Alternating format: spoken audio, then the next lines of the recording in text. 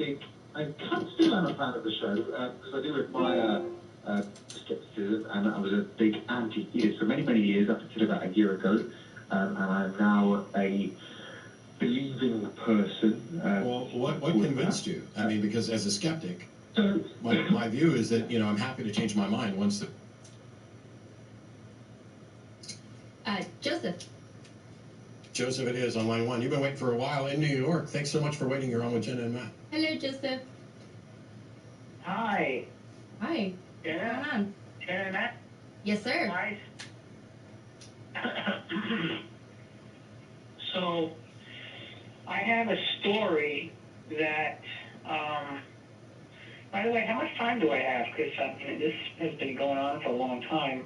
Well, there's only 13 minutes left in the show, and there's 4 other callers waiting, and then we're going to go to Discord afterwards. So we'll try and go through it fairly quickly, but I can't tell you how much time you have, because I could get irritated and hang up quickly, or we might run the show long.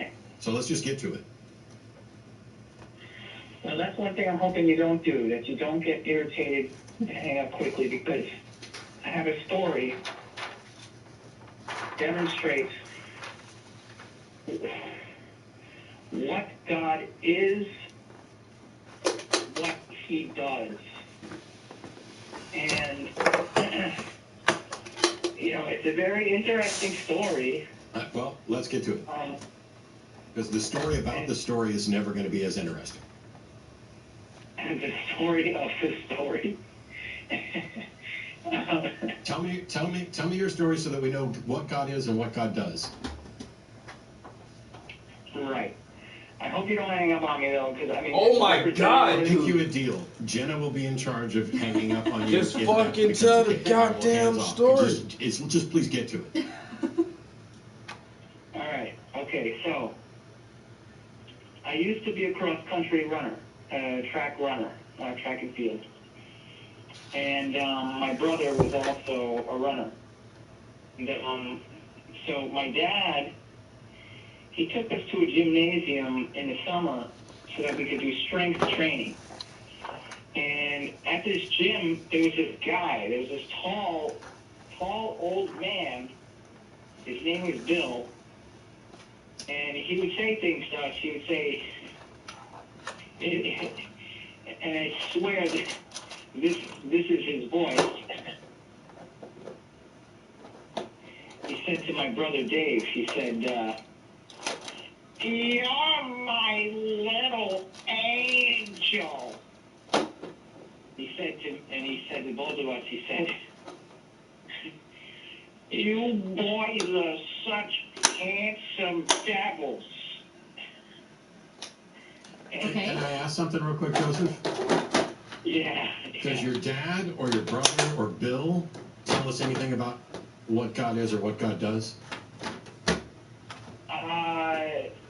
No. Then learn to tell a better story. Get to telling me about what God is, what God does, and how you know it. I know, but you have to. This is the details of this story matter. Bill. I'm going to bet on that against somebody in the YouTube chat, but go ahead. Bill was obviously gay, and so in the locker room, we would go in the locker room, me and my brother, to go swimming. And you swam in the locker room? Let him get to his story. I'm sorry. We're trying to get through the I'll shut story. up. Come on, Joey. So we would be in the aisle, one of the aisles of lockers, there's locker aisles that have, benches on them, in them. And Bill would walk past the aisle and look at us, and he would just go back and forth, back and forth, back and forth. Like, "Bill, do you have any destination? What are you doing?" Hey, Joseph, can I ask you a question? Yeah. What's the point to this story? Like, what are you getting at? God answered one of my prayers, and he did it in a very profound way. Okay. What was the prayer? What was the prayer? Oh man, I want to. I want to say it at the end. It's at the end of the story. No, it's We're just right a little- fucking now. We're a What little was short the on prayer? time. So can we just summarize? All right. I prayed to God. Sent to him, and this was the most intense prayer of my entire life. I don't Okay, care. I what want to was know the what prayer? it was. What? I'm sorry. What? What was the prayer? This is really simple, Joseph. I want to know what the prayer is, what the answer was, and how you know that it was God that answered it. That's it. That is how you construct an argument for something, not whether or not Bill was gay or whatever else. What was the prayer? What was the answer? And how do you know God answered it? And if you don't know, you don't know. It's okay. No. Okay. I prayed to God intensely, sincerely, absolutely sincerely, that I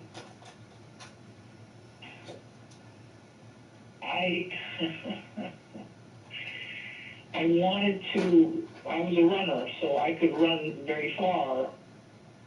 What did you want to do, Joseph? I wanted to see a girl naked in her window. Okay. And then what happened? And so I prayed to God. I said, God, I love this girl. I loved her for 7 years. I want to see her naked. I can't stop myself. I cannot stop myself. I want to run to her house. Okay, so what Run to happened? her house tonight. Uh-huh. Well, this is where I was trying to tell you the story the way that I wanted to tell it. Well, but we just kind of want to get to the bullet points of it because we're so short on time. Okay? So you asked God. So, all right, here, I think I can be quick, all right? Okay, thank you. Bill wanted to see me and my brother naked, Okay. and I did not want Bill to see me naked, but he found a way to see me naked. And when he did, I knew that he saw me naked. And I felt raped. Okay. I felt raped. I was trembling. I was trembling after this guy saw me naked. So I asked my dad, Dad, why would God let this happen to me? Said, maybe some female spirits were mad at you. Said that I remembered my prayer to God, which was that I wanted to see this girl naked. And if I... So you thought that because you wanted to see a girl naked, that's why you were sexually assaulted?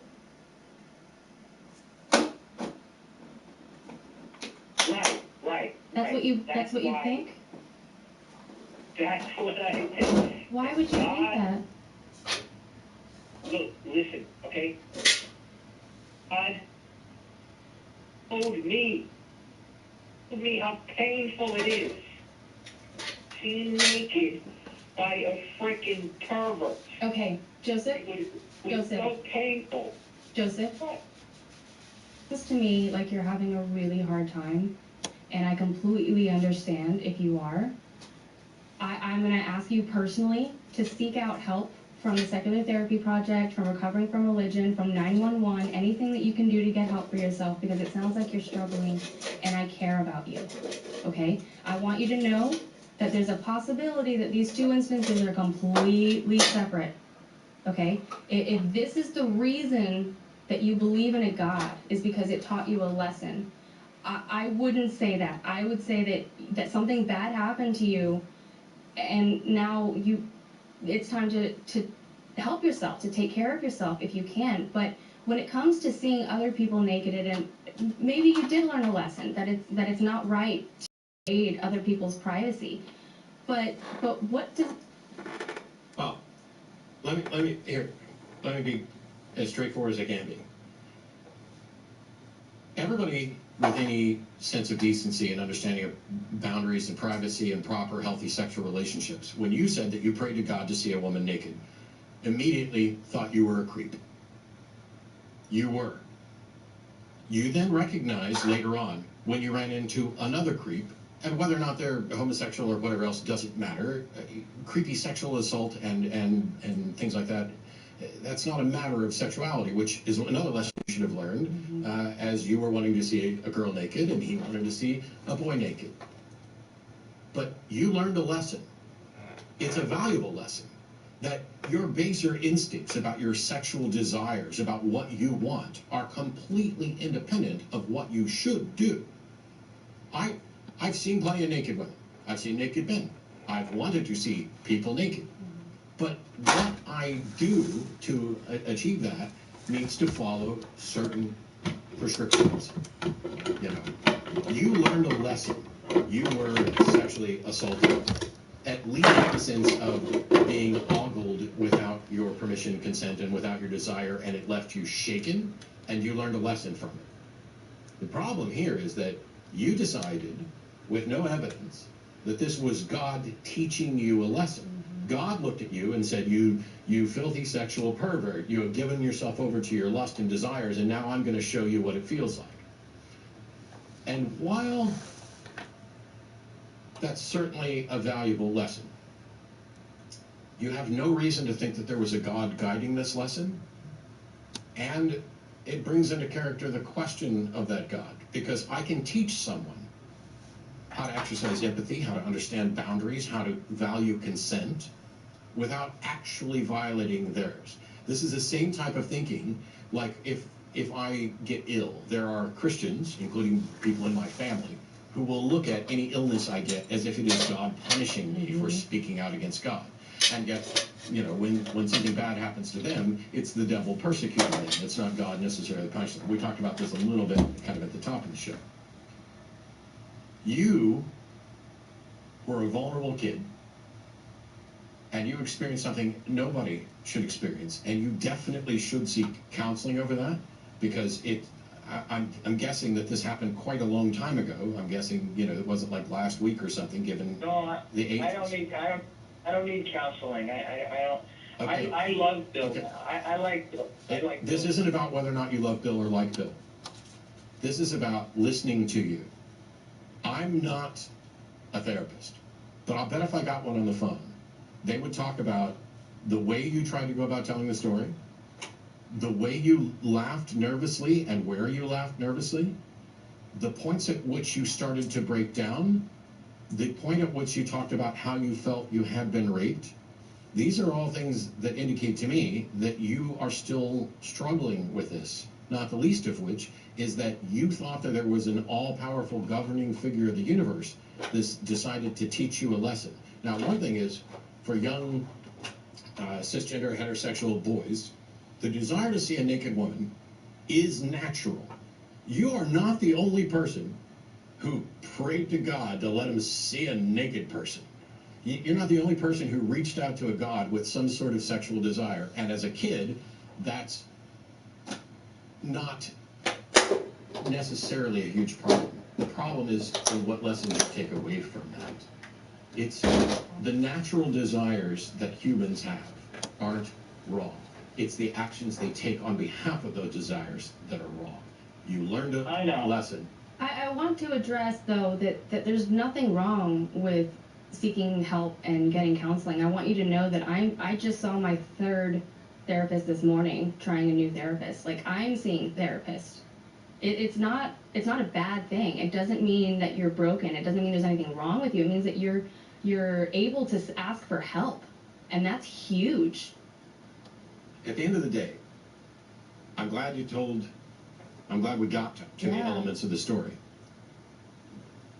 I hope that someday you figure out that these don't in any way indicate a God, as if there was, you prayed for something and essentially something bad happened afterwards and it taught you a lesson. Things happen and you can learn lessons from them without them necessarily being from a God. But what kind of God looks at the natural desires of, how old were you at the time? It's probably 22. Okay, that's considerably older than I would have guessed, so that indicates something that I would consider a little more problematic than, somebody entering puberty.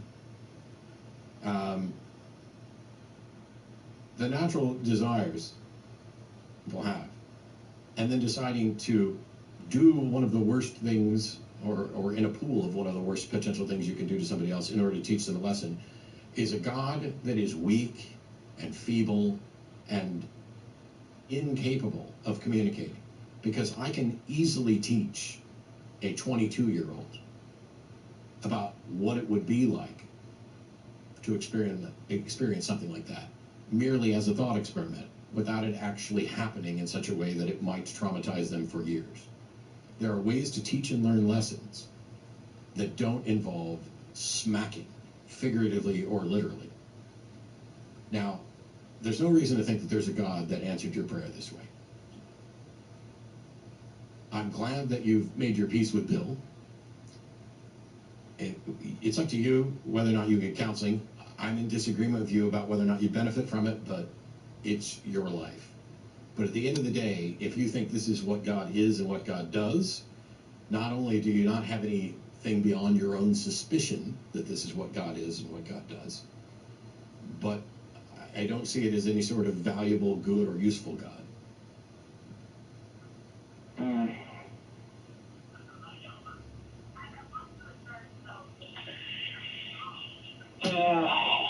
Yeah, I mean... How are you feeling right now?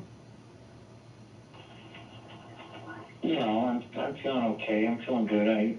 Okay, that's good. Do you have any questions?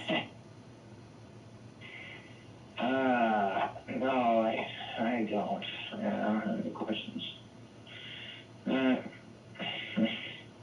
Okay. Well, I am glad you called in. I'm glad that we were able to work through this. I'm not going to retract my initial stuff. You know, your brother and your dad and all that. If you're going to make an argument for here's why God exists, it really is just, if you think it was because of answered prayer, it's what was the prayer, how was it answered, and how do you know that it was God that answered? That's the step of the story. I think that you didn't call in so much to try to demonstrate the proof of God, because I think you're reasonable enough to realize that even if this convinced you, it certainly isn't confirmation for anybody else of who God is or what God was. I think you just, and this is just me, I can be wrong, seemed like you wanted to tell this story. And that's one of the reasons, in addition to the mannerisms that we heard over the phone, that both of us were suggesting getting some sort of counseling about this, because we've dealt with people in our own lives and on the show who are suffering long-term trauma from events that happened in the past.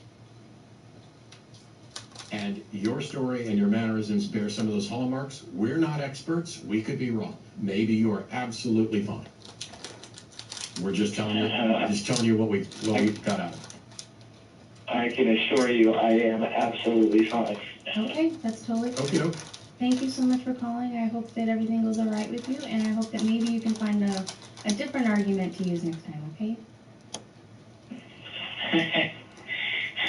Okay. I hope you're doing good. I hope you're okay. All right. Thank you.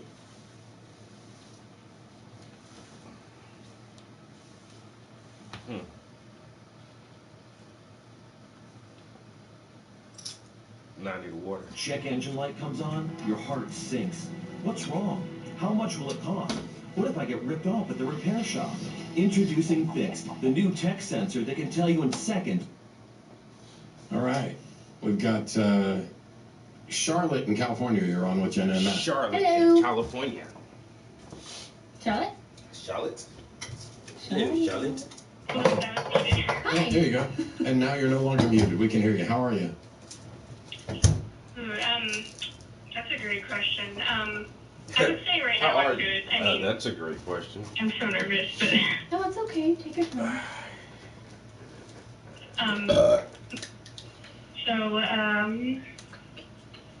I wanted to call and ask about I'm in a place where I'm questioning my faith. I have family. I come from a Christian family, and it's really hard to just stop believing. Mm-hmm. Is it? It is.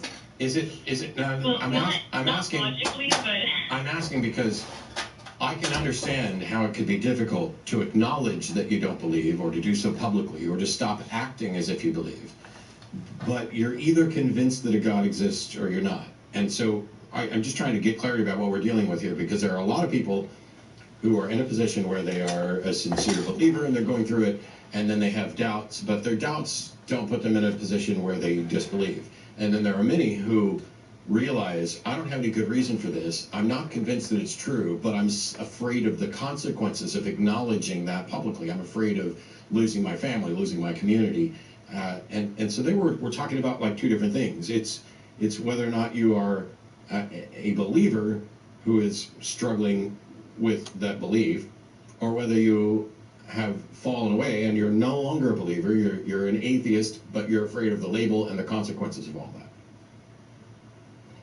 I would probably say it's the second one. Yeah. Probably that. You're not alone. Like, and what's going on and what's worrying you? And I mean, we're happy to offer whatever advice and everything we can, but everybody's situation is a little bit different. And there are people who I have said, given your situation, don't come out. Mm-hmm. If it's not safe for you physically, financially, emotionally, wait until the world is safer for people to come out. Unlike some people, I think there is quite often good reason to lie, including about what you believe and who you are, if the consequences are so dire. But I don't know your situation, so help us out here. I think it's really hard for me because I'm just like the type of person that feels like I have to be an open book, and I love being honest with people. Mm-hmm. And I really don't handle stress well, and I'm in such a stressful situation. It's my freshman year of college, and I've just taken up so much responsibility all at once, and then I've also questioned my faith, and then questioned my sexuality, and I don't know, I feel very like my family wouldn't, I don't know if, maybe they would still love the person that I've become, but I don't know if they would, I don't know if they'd be disappointed, or I just feel like kind of like an outsider amongst the people. So you're in your brought up with. You're a freshman in college. Are you going to college in the same town vicinity as the rest of your family? Yeah, I live at home. Okay. What's your question? Because there's several different directions we can go. Or what are you hoping for? I mean, I think that, I don't know, I don't really know what to do about that feeling of being unloved, and I don't know if this is a bit of a different direction, but just the idea of, being in a place where I can't just, in those moments of weakness where you want to just cry out to God or pray, I don't have that anymore. Do you want to hear my experience? Because I went through this about a year ago. Yeah, I'd love to. I was lucky that I had a community here, the ACA. Actually, it took me about a month to get here, which a lot of people are like, oh my God, it took me a lot longer to come, but I was like you. I needed help. I was seeking for something to help me, and I was looking for answers. And I think that it was actually the religious upbringing that got me to look for these answers, because I was told that there's a right and a wrong, and there's an answer for everything, and you just have to find the correct authority to tell you what it is. And so I was looking for this answer for everything, and then I was like, wait a second, there isn't one. And then that just completely blew my mind, and it scared me. And I'm gonna be completely honest with you, the way that I came out, I've lost a lot of family members. At this point, I mean, who knows? They could come back. That's the thing, is you could disappoint someone, and then they could come around, or you could not disappoint anyone, and you could find out that they're the kind of people that you hope that they are. But you really don't know until you do it, and you just kind of have to gauge for yourself. Look up Personal experiences, like people who haven't come out and why, people who have come out and why, and just kind of weigh the odds for yourself, because there really isn't an answer that we can objectively give you. Does that help? But there are people you can go to. There are places you can look. So Greta Christina wrote a book about coming out, and she interviewed quite a few people. And while many of them who came out went through incredibly difficult times, literally only one person of the group that she interviewed regretted coming out and wouldn't do it. It's one of those things, you know, it's similar, it applies to when we talk about it as in a coming out, and you mentioned, you know, questioning your sexuality and everything else.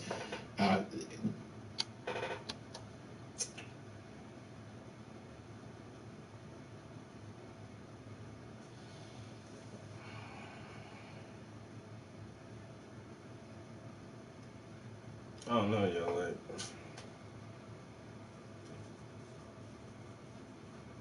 I'm pretty sure most of my family already know that I don't believe in that shit, yo. Like, God and all that shit, man, that shit crazy as hell. But, like, I ain't really had no definite, like, coming out. Like, oh, I don't know, man. I'm telling you, I was weird as shit. Like, even as a little kid, I just never wanted to go to fucking church, yo. That shit was boring as hell, bro. Damn, that shit. I don't know what it was about that shit, yo. I used to hate going to church. Just did not wanna go to that shit, yo. Did not like being there. And the music and the people, like, shouting and all that shit, man. I ain't never liked that shit. But my grandmother was the a preacher of her own church. I couldn't never miss church until she felt like I was grown, because I was out of school and I had a job. But I was still living at home. She was like, all right, you're working, you can pay some bills. I won't force you to go to church no more. I'm like, thank you, God. Is that like the gift from God? Oh my God, yo, like, really? Amazing. That's all I had to do was get a job. I ain't gotta go to church. I was so damn happy, yo. And I ain't never been back to church since. But I always loved studying the Bible because I wanted to know why my grandmother believed this thing so wholeheartedly, yo. Like, what makes you believe this old ass book? This old ass story. Like,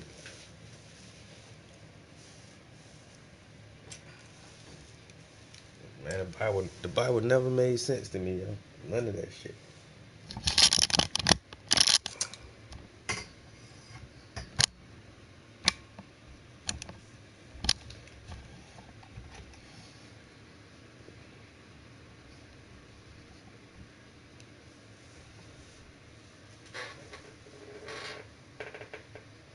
There's this notion, I don't know your family, and I don't know what they're willing to accept or not. But I will tell you that there's a general view in society that when you're off at college, even though you're living at home, when you're doing that, this is a process where you're graduating into who you're going to become. Mm-hmm. And people expect some exploration. They expect, this is why there's the tired old canard of, I tried that in college, or whatever. I've been there. I kissed a girl in college or whatever else. I don't think that, depending on how strict or how fundamentalist their particular views are, I don't think that there's much to worry about initially. But also, you don't have to tell anybody anything about who you are. You don't owe anybody an explanation. Yeah. You should be free to explore who you are. And even for the people who believe in God, didn't God give you free will? And if you're off sinning, aren't you just exercising that? But at the end of the day, it's about finding out who you are. Because it sounds like many people, you had a life that you didn't view as sheltered, but which may have been, and now you're in college and you're finding out there's a whole bunch more about the world and about who you are, because this is where you get to figure things out about who you are. And so challenge yourself, be open to experiences, be open to Make sure that you are guarding and protecting yourself, and that means not only guarding and protecting yourself with regard to, threats around campus or whatever else, but in personal relationships, and that includes with family. And so for you, it may just be a matter of, like anybody who's asked me about coming out in the last 10 years or so, I always tell them, I think it's a huge mistake to do get everybody and sit them all down and say, hey, I've got a big announcement, and come out that way. Instead, just gradually be who you are more and more openly and honestly, because that allows people to become comfortable with, rather than being faced with a massive change and an announcement right off the bat. It lets people become more comfortable with who you are. They're going to eventually ask questions, and you can say, honestly, I'm not really sure what I believe. I'm thinking about things. I'm exploring things. I'm confused about things. And there's a massive amount of stress on me because I've got an entire, class load with school, and maybe I just don't have time to dig in on studying the nuts and bolts of what religion we were raised with to find out if I still accept it. Maybe that's something I'll come back to later on. There's a number of different avenues. None of them require you, and you're never obligated to give somebody an account for who you are. We'll ask one side question. Are your parents paying for your college? Yes. Don't tell them. Until you're done. Yeah. I'll take all the hate mail in the world for people saying that I just advocated someone to lie for financial security. Yes, It's for financial absolutely security. did. Because if I've seen parents who will continue to support their children and love their children when they come out, but I've also seen people kick their own kids out of their house where we had to relocate them. And that is such a heavy financial burden and risk that it is far better for you to,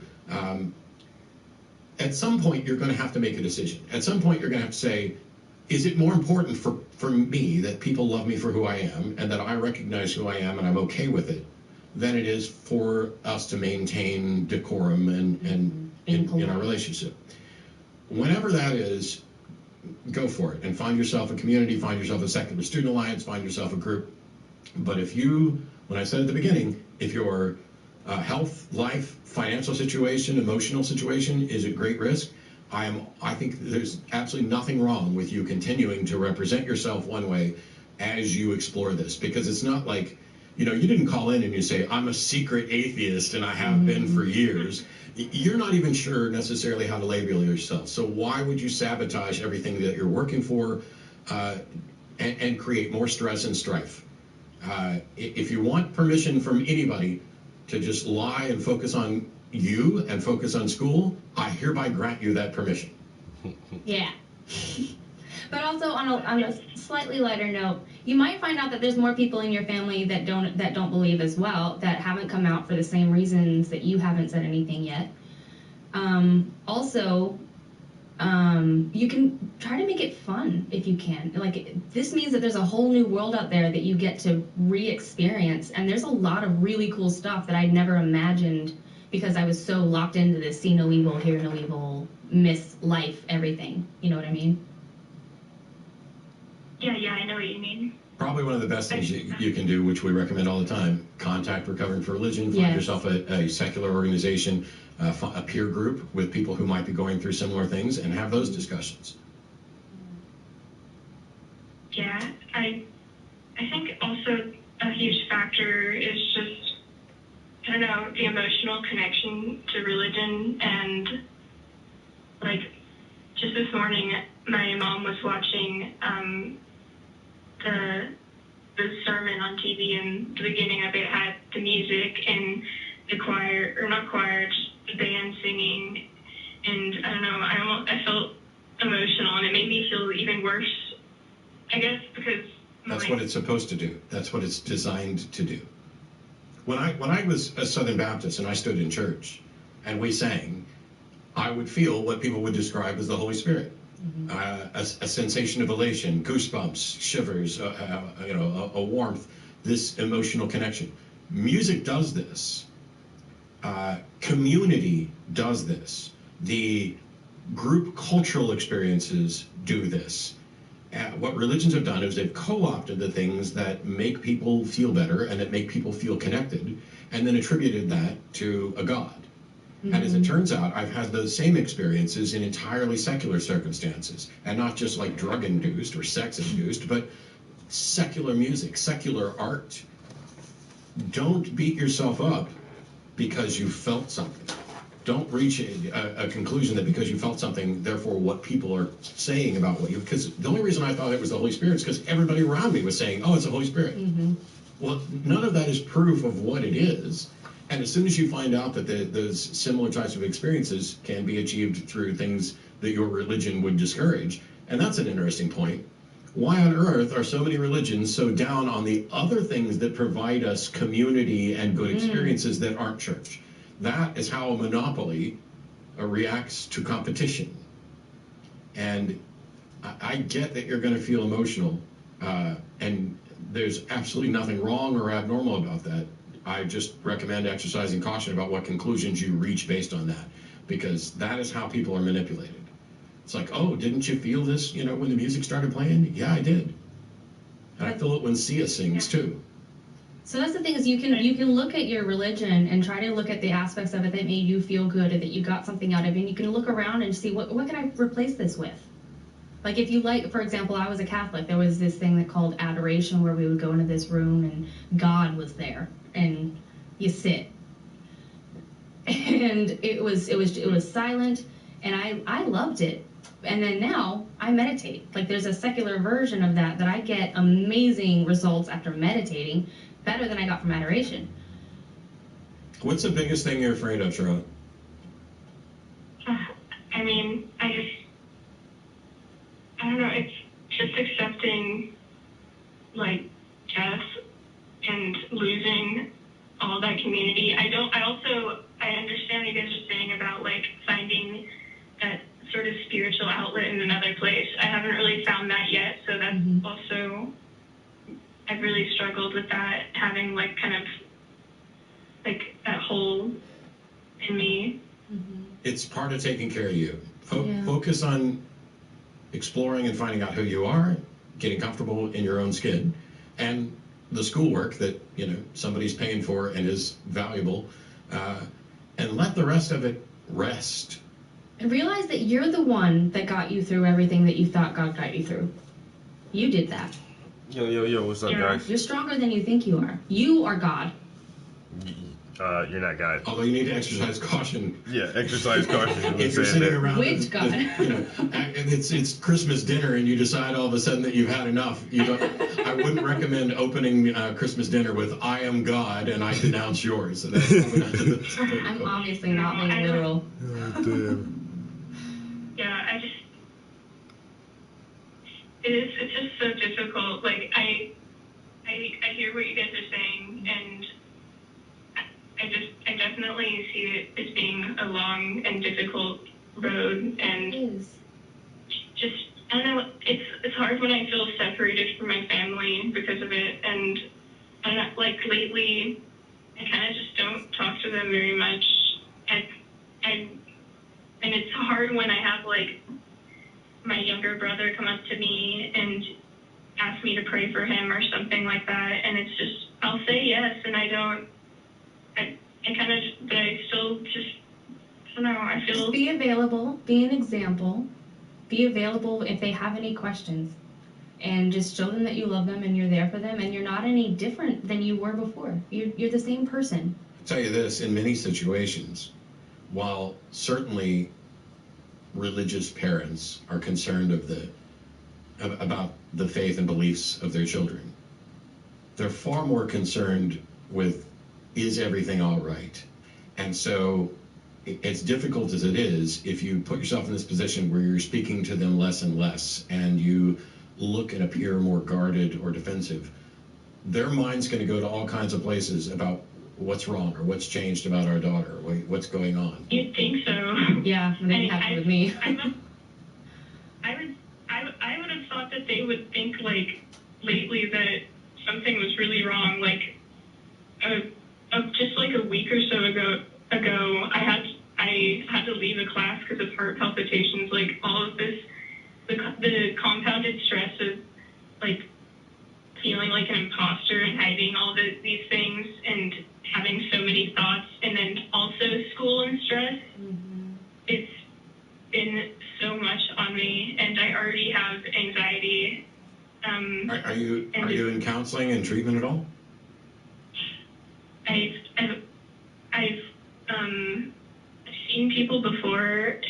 haven't been to a counselor in a really long time, like a couple of years, and I keep asking my parents, and I think they just see the failed example of it, of me having gone through it and it not work, and say, oh, it didn't work, so. So, But, do they have an alternate suggestion? I mean, is it like it didn't work, so just pray, or is it just like it didn't work, so we're not doing that? I mean, I've also seen a hypnotherapist, and I don't know if what you guys would think of that. I'm incredibly opposed to hypnotherapists because the record shows that, well, first of all, hypnosis is essentially two people agreeing to play act. I'm not going to sit here as if I'm an expert on the therapeutic aspect. It's just that I know that it has been misused many times. That's how we get to, false memory syndrome and past life regression, all this other stuff.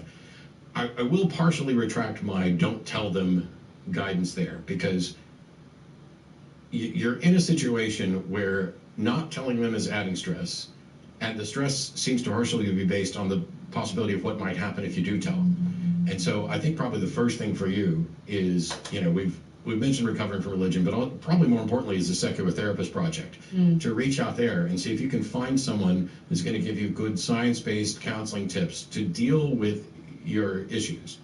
And when people push and ask for you to engage in conversations, you are always able to just say, I'm not in a good headspace to do that. I'm not comfortable talking about that right now. Let's just shelve that and deal with it some other time. I need some time and some space to do this. You've got to take care of you first. Absolutely. And getting through college, getting through today. That's the thing. Getting through today is the most important thing.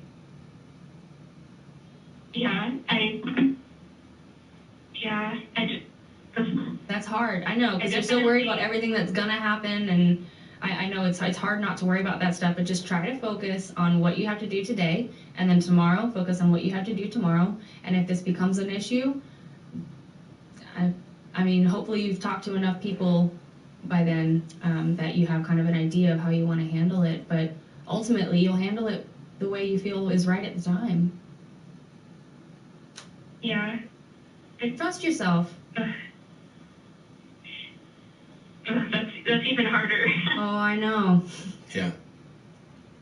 I really, you're going to need to find some friends, some community there that you're comfortable talking with. And I know for people suffering from anxiety, saying, oh my gosh, I've got to go out and, deal with other people, I don't have enough spoons for that. It's difficult advice. But you're in a place where there's so many different kinds of people. If you're in a college, there's got to be so many different kinds of people that you could probably go to different groups and try to find maybe just a couple people that you can kind of claim as yours, just kind of build your own community over time. You'd be surprised. I go to an art school, so oh, really? It's a lot of like-minded people, but okay. Definitely but at the same time, like, they're the same sort of people, and most people are like skeptical, and that's good. Most people are accepting of almost everyone. My friends, I think, are part of the reason why I've been able to like come to terms with things, because I feel like I have them, and that they'll always understand, and they can be your family too. That's great. Yeah. Building, all of us would like to be loved and appreciated for who we are. Right. And nobody wants to be fake.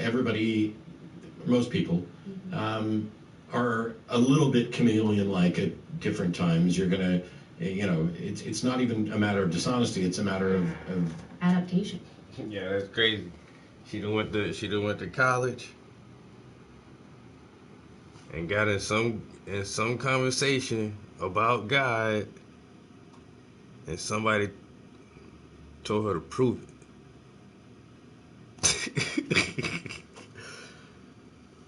It probably dropped a couple of gems on her real quick. And now she like, I don't know. I don't believe that shit no more. That's all it took for you to get from around your sheltered family and just listen to other ideas and have your ideas challenged. And that's it. Like, motherfuckers hate to be proven wrong, but you gotta accept facts when facts is facts,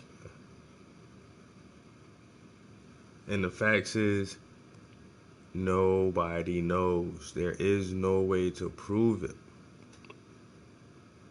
That's the only thing, yo.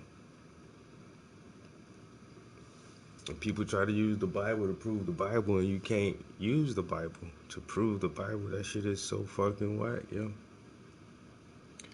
It's gonna take a long time for, like, religion to completely die out. If it ever will, yo. You know? Motherfuckers don't always believe in some kind of goddamn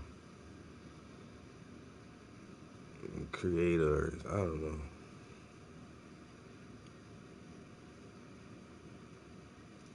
I'm cool with saying I don't know, man. Nobody don't know. How the universe got started. Man, motherfuckers don't know, yo. You don't know. Even science, you don't know, really. All we can do is measure and weigh what we can measure and weigh. And the shit we don't have access to, we don't know nothing about. It's an unknown unknown.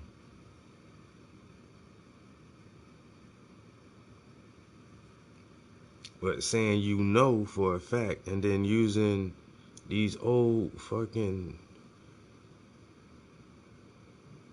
stories and poems and prophecies as your evidence, like, that shit don't work, yo.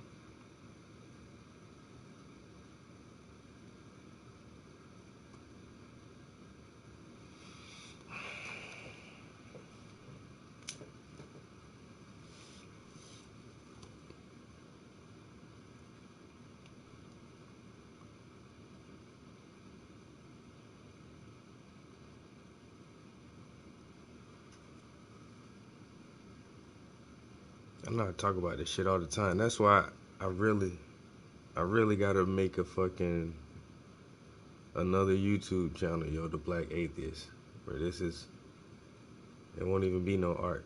I'ma just be on camera all day. Do The Black Atheist and then come do Paintings with the Prince and talk about something completely different. Politics. Politics with the Prince. We just have all different kind of shows, man.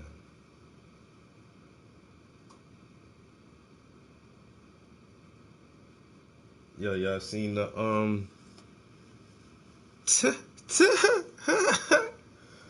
yo, damn. Yo, the motherfuckers is wildin', wildin'. Shit about to get real crazy. Wildin', wildin'. Shit about to get real crazy.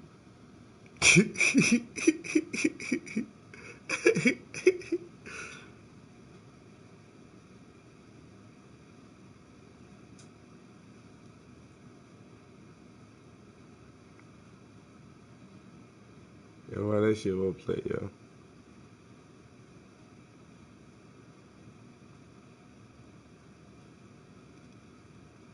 Oh, really?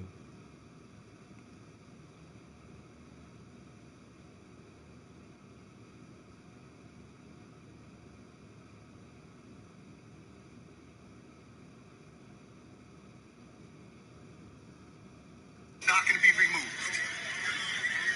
You feel confident in that? My 357 Magnum is comfortable with that. End of story. And they remove him in the Senate? I think it would cause physical violence in this country that we haven't seen since the first Civil War. I think it will become the second Civil War. I would think that there would be a strong movement. It would be very negative.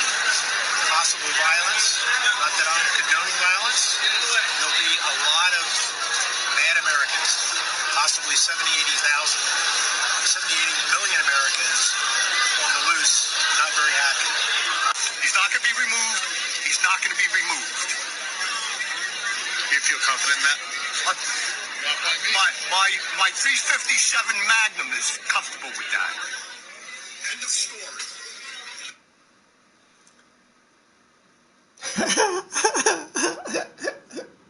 Hey man, y'all got some heat. Everybody. This shit about to be crazy, bro.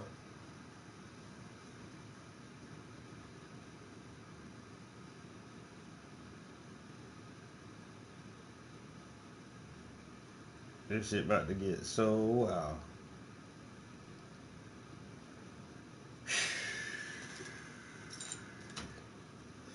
Crazy.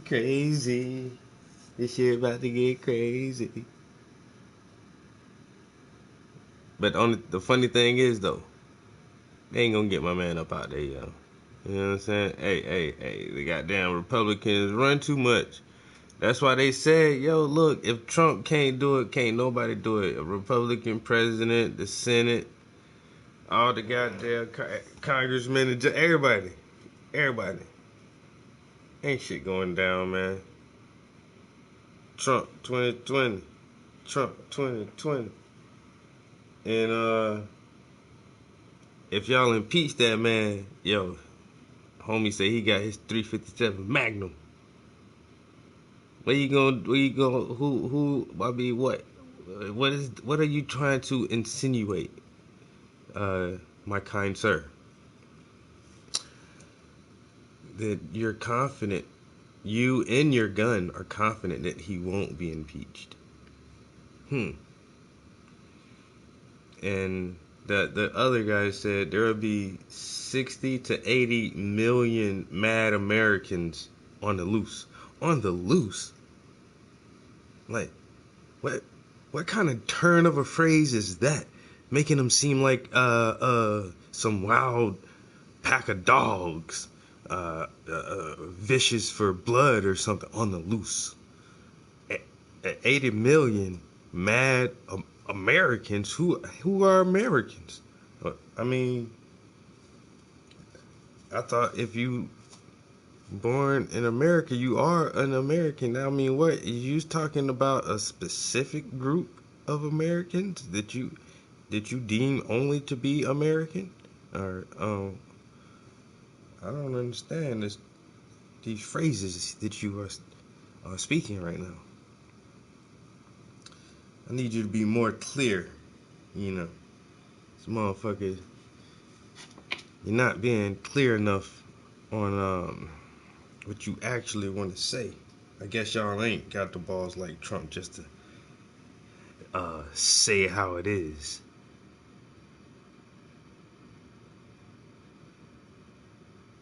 They gonna fucking Tamar Rice everybody. All the race warriors they've been building up in these motherfucking police departments over the decades. Man, you think most police departments consist of middle-aged Caucasian men for no reason? Come on, man. It is for a reason. Shit's about to get crazy.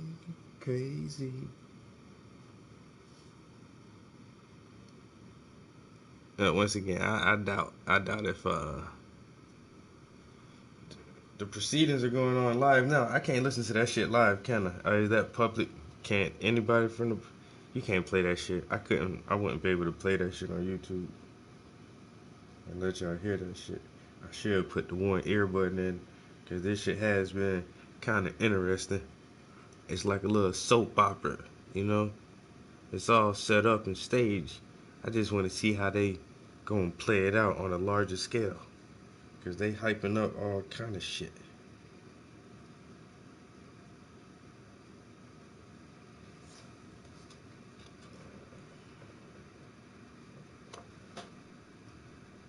All the way across the pond. What up, bro? Boy, about to get crazy over here in America, boy. But you know what? Yo, y'all riding over there in France, ain't it? I thought y'all got riots going on over there.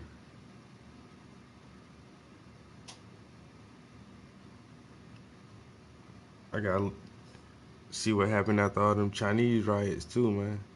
See, the Americans don't like to keep up with that shit, yo. The media don't show us other countries revolting against the system, so that we Americans don't get any fast ideas, to take actions and matters into our own hands. Man, YouTube, hey, with y'all new policies, man, y'all better not ban me. I'm just, speaking in general. I'm just speaking in general, YouTube. Don't play around with me, man. Damn. Gotta watch everything I say now. I feel uncomfortable, big brother. I know you've been watching me, but you just been sitting there for a long time just watching me. And then now it's like, big brother tap you on your shoulder. Like, yo, yes, I'm still watching you. It's like, okay. I get it, man. I get it. I know you see what I'm doing and hear what I'm saying. But I'm just saying the obvious.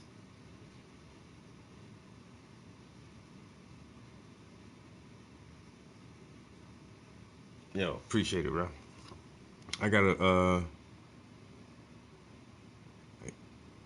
a couple followers from France, yo. I follow a couple French galleries, but I just got to get over there, yo. You know what I'm saying? I got my passport, bang, ling, and ling, and ling. I just need somebody to pay for my trip, cause I'm cheap, man. You know what I'm saying? I'm so cheap. On top of being broke, so when you broke, it's easy to be cheap. You know what I'm saying? I like to say frugal, cause it sounds good. You know what I'm saying? And I just like how it sounds, frugal. So, soon as somebody be like, "Yo, Mr. Prince, man, we'll pay your airfare and we'll get you a hotel if you want to come over here and show some art," I'll be like, "Hell yeah, y'all gonna pay for me to come over there? Goddamn right, I'm on my way right now. Who I call when I get there? Francois, my nigga." That's at least how I imagine my first international art show will go, Motherfucker gotta have visions and shit. You gotta dream about that shit. But that Trump shit, man. Damn. Y'all be wanting to listen to that shit right now, man.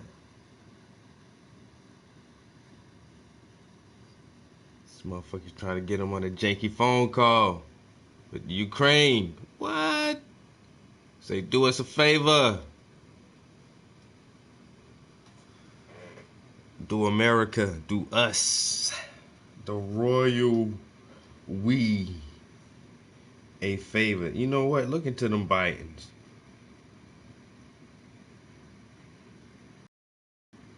No,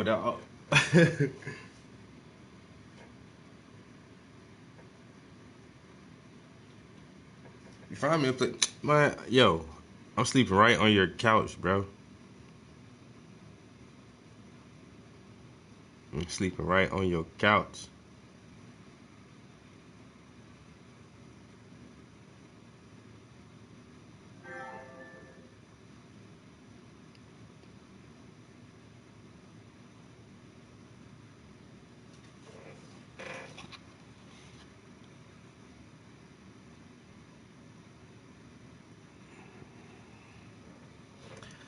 Oh, the final layer of paint. Yo, this thing is coming out nice, son. Nice. All I need, I ain't gotta paint the whole thing, man. I think I did the damn thing with the skin tones and shit, yo. It looks good. I just need to add a little bit of highlights here and there. That shit gonna wind up turning to me painting the whole thing all over again. But, most of the face, there's like 1 or 2 more spots on the face I might do. Just to make it, pop out a little bit more. I really just, if I can just get some of these highlights, I need a bigger brush so I can blend some of this digging. Something like this. Ooh, is this brush dirty? Fuck up my damn shit, man.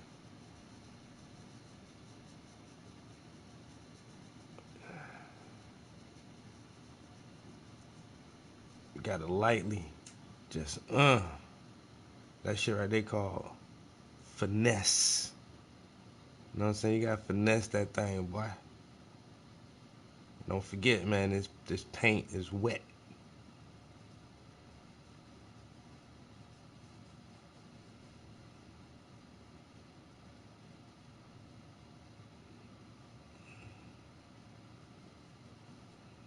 Yeah, shit wet, son.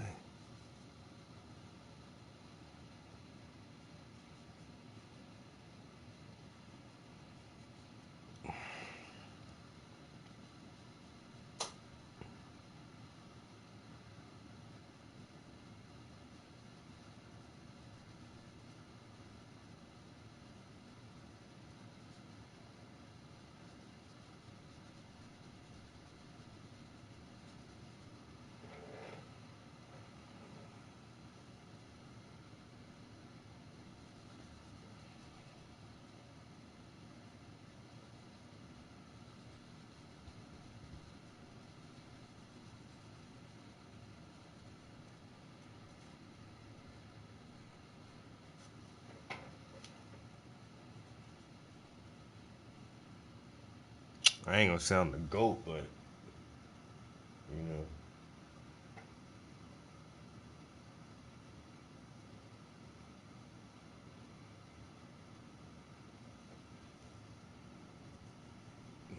What? Try French. Like speaking French? I don't know, man.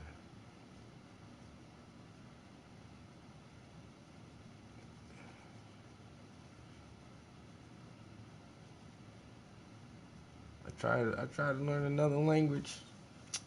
My brain don't work like that. Or actually, I wasn't interested in learning another language. I'll put it that way. I don't know if I actually get some lessons and try to learn that shit. What's that old shit? Rosetta Stone or something?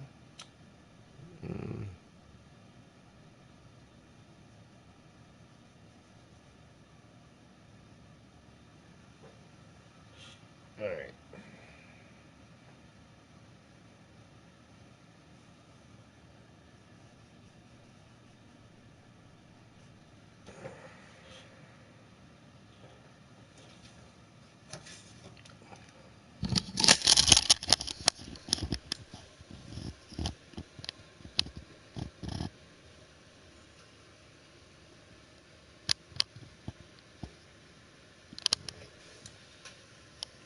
Oh, this fucking glare is so crazy.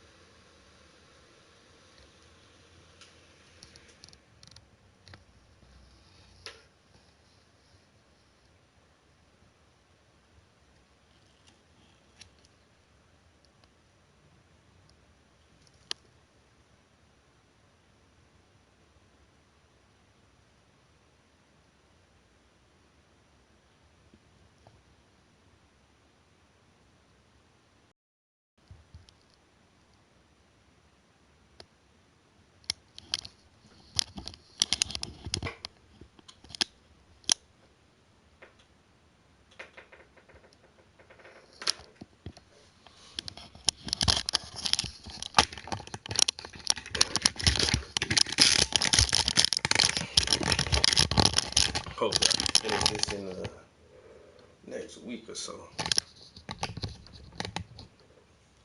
Ooh, then it's on to the next. On to the next. Oh, my chair is so squeaky.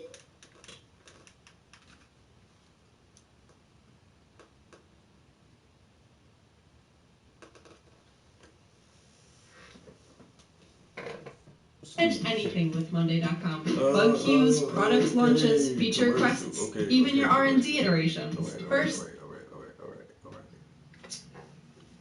Ray in Michigan, thanks for waiting. You were on with Jenna and Matt. In Michigan. Hi, Ray. What up, Ray? Hi. Oh, it's a lady. I'm glad you guys took my call. I just want to thank you, Jenna. I was going to give up trying to talk to you guys because I kind of was a little long-winded with the person who took the call. Oh. But you're. I listened to that one already. Bum bum bum bum bum bum bum. Do do do do do do do do do.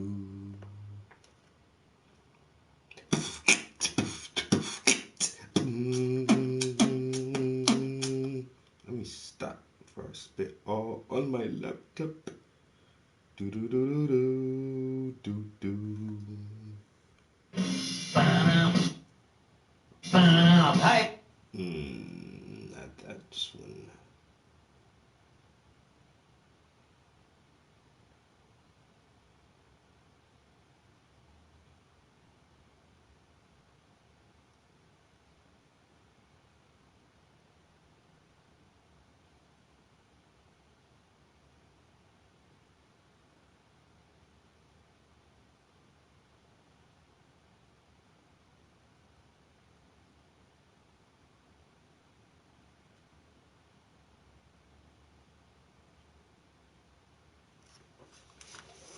About the historical reliability of the Gospels. Hey, how you doing, Matt? How you doing, Don? Hi. Pretty good. Last time we talked about the ending of Mark. Yeah, Mark 16, 9 through 20. Yeah, that was added. I don't remember what. Yeah. Okay. Well, we're in agreement then that was added. Yeah, because there's 12 words in that weren't included in the. Are you wanting to paint some trees and shit, bro? Paint some landscapes, some rivers and mountains and trees. Pretty little clouds.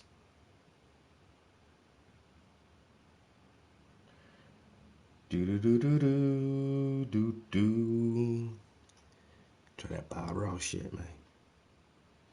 I'd rather do that Norman Rockwell, motherfucking Kehinde Wiley, goddamn Tim Makamore type shit.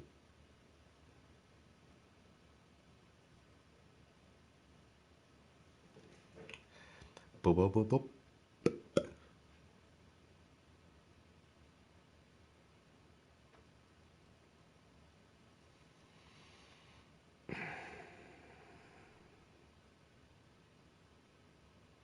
Y'all seen that statue that was downtown New York, Times Square, yo?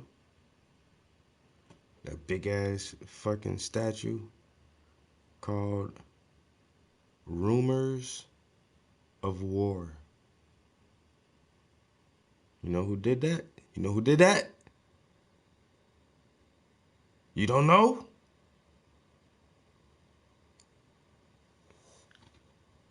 Anybody who tell me who did that big ass statue in Times Square called Rumors of War, I give you 10 cool points. Hey, I don't pass cool points out lightly. You better snatch them up when you have the opportunity. You know what I'm saying? Shit is rare. Them shit's like the Blue Star bottle caps and motherfucking Fallout. Sassafras.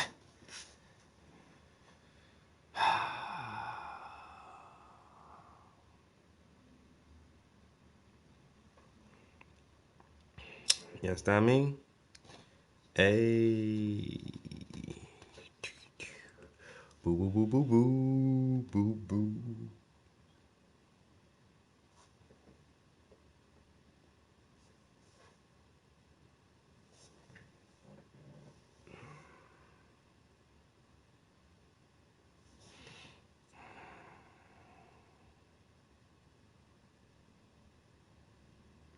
Man, 2020 about to be super lit.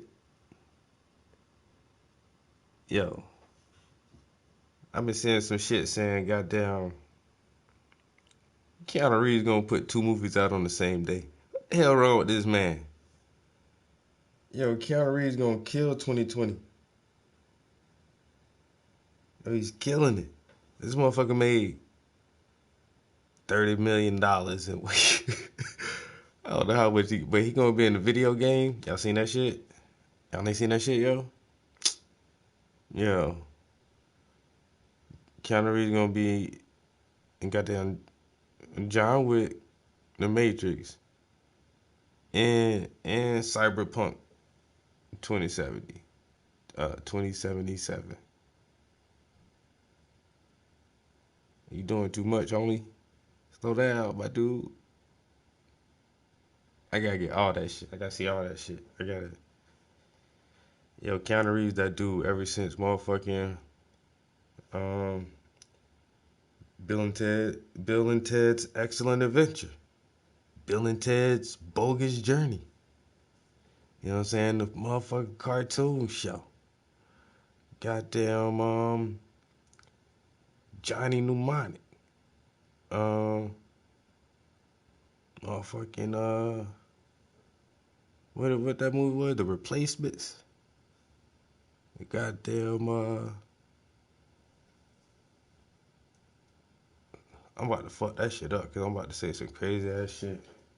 And I know it is that, but I gotta check to make sure.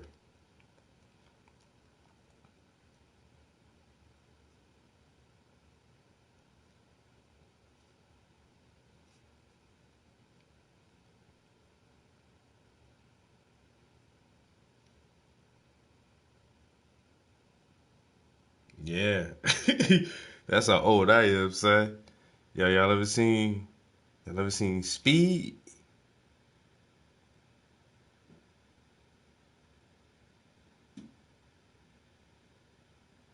Yeah. All the way from back in the day with Speed, yo. And then The Matrix. And then The Matrix changed every action movie that came after that shit, yo. But the original Ghost in the Shell animated movie is what inspired a lot of the stuff in The Matrix that changed everything after that. So Ghost in the Shell really set a fucking bar as far as fight scene cinematography and goddamn choreographing different ways to place a camera doing fight scenes and shit, yo. And even some of the ideas, some of the core concepts from Ghost in the Shell are really prevalent in that first Matrix movie, which a lot of people say that movie was based on this book that this lady had wrote, and the Wachowski brothers kind of like stole her idea and just tweaked it a little bit and got major paid off of that shit. Anyway, still love the movie, love the franchise. Didn't really like, I don't know. I didn't like the second movie for some reason, yo. That shit was weird to me. And really the third one was kind of weird too, but the ending was kind of cool. You know, I still watched all of them. I got all of them. I got the fucking Animatrix. I love that shit. But that first Matrix was jammy jam, yo. That's to that day, to this day, man. That shit probably still the first Matrix and the very first Jurassic Park movie. I'm probably still like my favorite movies of all time, yo. That Jurassic Park changed the fucking game, yo.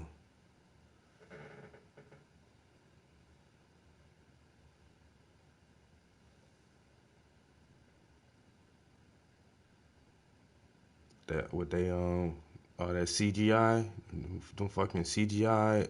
Well, some of it was animatronic puppets, and some of it was CGI. But I mean, you can look at it now and you can see like, you know, how much further we've progressed since those graphics that they had. But that movie was in like the early 90s, yo. You look at, I'll still watch the first Jurassic Park like right now. Let's watch Jurassic Park. Hell yeah, put that shit on. I'll watch that shit right now.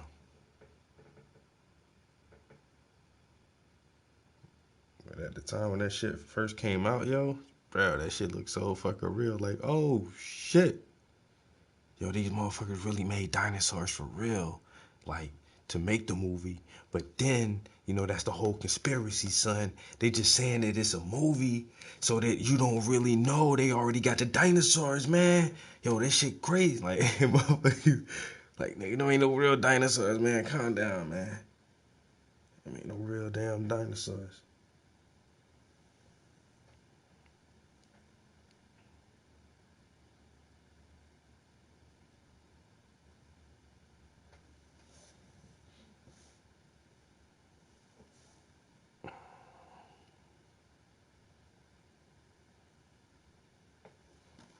But then what is it?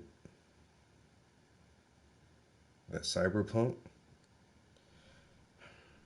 I ain't really know nothing about that Cyberpunk game or whatever.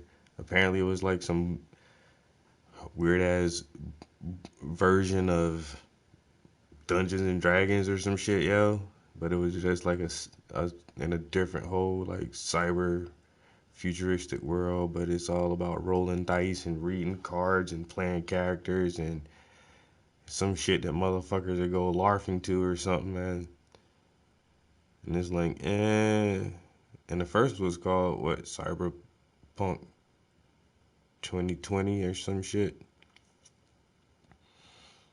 And so they took the basic concept of the world and how it functions and the factions and different groups, the technology and how the whole world operates within this board game, and actually made a video game out of it. And this shit don't look too bad, yo. I mean, it gets so much hype. Of course, motherfuckers gonna look into that shit. Like, y'all hyping the fuck out this shit. Like, okay, so what's all the hype about? What? And then it got Keanu Reeves in it. It's like, what the fuck? How much you had to pay that dude for that shit, yo? And now it's like, Norman Reedus is the main character in Hideo Kojima's Death Stranding. That shit is weird it's like, because I follow The Walking Dead, like, religiously for a long time. Now, I don't keep up with it as much. Like, I'm not as excited to watch it every Sunday when it comes out. I'll actually go a couple weeks without watching new episodes, and then that way, when I do decide to watch it, I'll have, like, 1 or 2 episodes that I can watch back to back and just kind of catch up on real quick. But I'm not like that diehard fan where like it just, I can't miss it Sunday nights at 9. But that used to be me. But I mean, from day one, and that's to right now. I've seen. I didn't watch it last week. But if I watch last week's episode and this week's episode coming up, I'll be caught up, I think. Aren't there more episodes? I think there was like 1 or 2 more episodes. I don't know where it's at. I probably have watched them all. But I know I'm not that far behind. Like, I stay pretty current on that shit. And so after seeing Norman Reedus on The Walking Dead for so many years, then he does that motorcycle show. Never really watched that shit. I'm not a big fan of bikers and shit like that, but then he jumps up on this video game shit, and I'm like, oh shit. Motherfucker making all the money. Go ahead, goddamn Norman.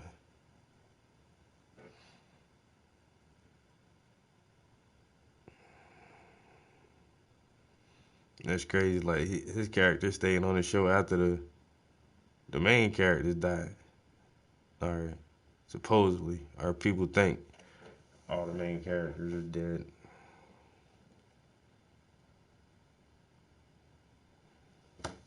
I think, man, after they going on season 10 or some shit now, after season 8 and 9, motherfuckers been doing that shit for 8-9 years. They just like, they going to play somebody else. I want to be a different character. I want to do a movie instead of doing a TV show forever.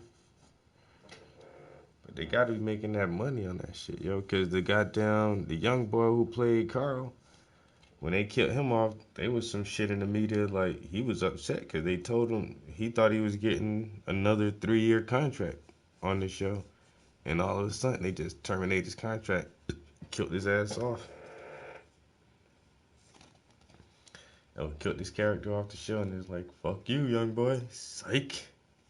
We're gonna go in a slightly different direction. And you're gonna get bitten by a walker and kill yourself. Because you don't want your dad to have to do it and live with that memory forever.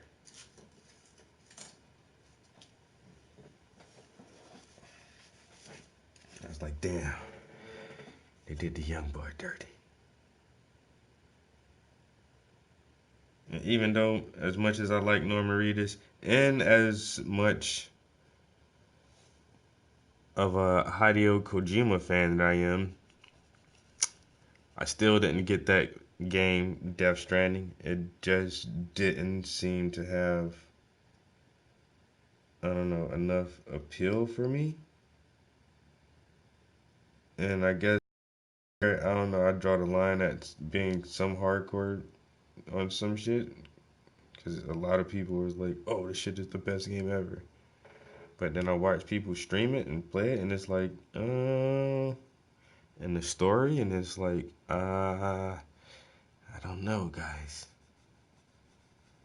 I don't know. But maybe next time, Norman.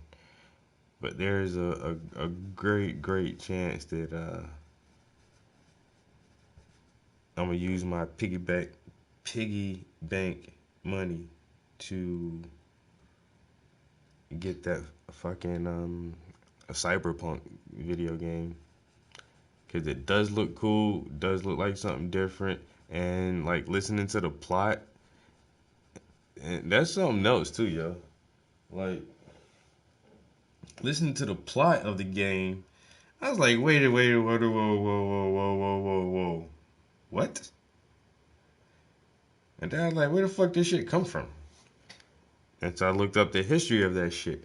And then it goes into like, that's how, if I'm remembering correctly, like it was like a board game that some black dude came up with. And it's like, oh, okay. Story makes sense now. Because in the video game, it's like the whole city is run by this fucking black Jamaican gang. I'm like, who the fuck came up with that shit? Really?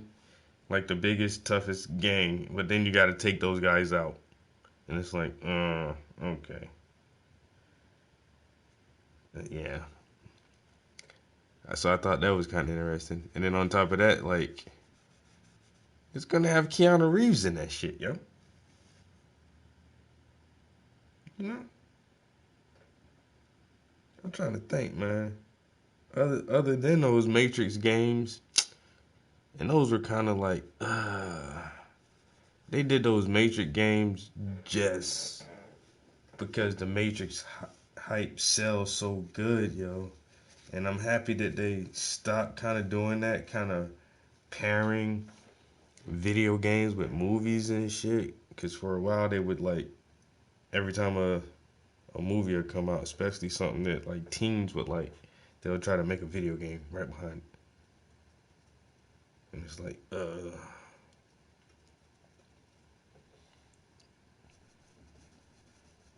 Matrix video games back in the day, man, those shits were, they weren't the best.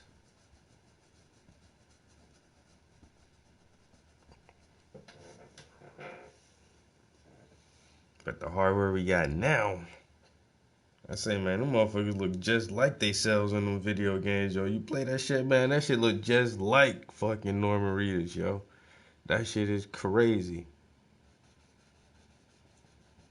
And then, like, you seen how in Gemini, man, how they made Will Smith look like a younger version of himself, yo. Man, the graphics these motherfuckers got, yo, especially it's gonna be out in the next set of hardware for these consoles and the fucking video cards for PCs and shit, yo. It's gonna be on some other shit, yo. Some liquid crystal solid state goddamn quantum shit. I don't fucking know.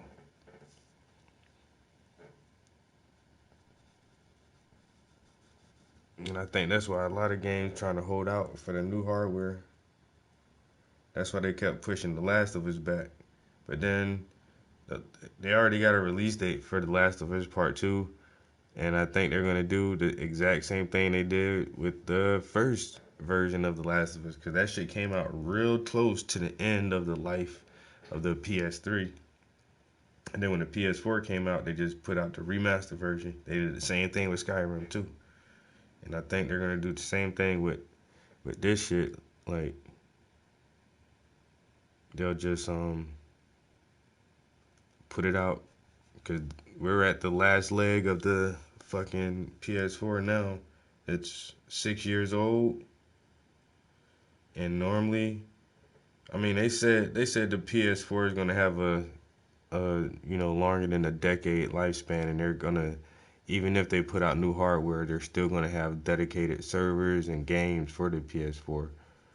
But normally, on average, for the past couple decades, like, consoles normally have a lifespan of 5 or 6 years. And then after that, after 6 years of development, you should be able to have some type of new hardware that makes the gaming experience more immersive and realistic. And we're right at that point now where, for the past fucking 6 years, motherfuckers ain't been doing nothing but working on newer, better shit. Like, and even right in the midlife of the fucking the PS4, they put out because I got 2 PS4 Pros, and it's like a terabyte of memory on there, and nobody would have imagined that with PS1 to have a terabyte. And it's just like, yeah, it's on the hardware. It's like, damn, let me get 2. And now you can just save as much movies and music and games. That shit crazy. Now they gonna figure out how to now, and that's already built in there. So the next console, obviously, from the jump, they can have at least a terabyte of memory space on there. So you already know they're gonna try to beef that shit up. And the graphics alone, all the frame rates, because the TVs are getting better. I just can't wait for the next generation of PSVR. Cause I got the VR headset and I like playing that shit. But I'm pretty sure in the next couple of years they're gonna have part 2 to that shit.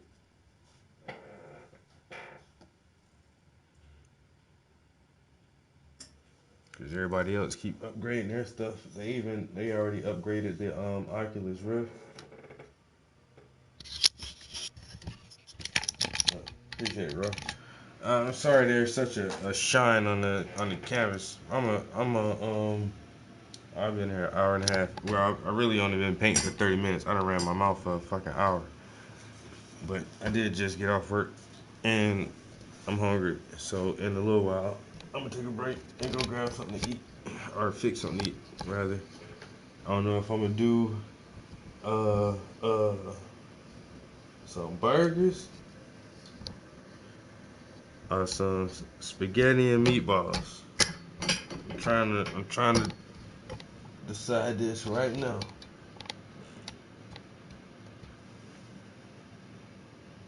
Burgers or spaghetti and meatballs.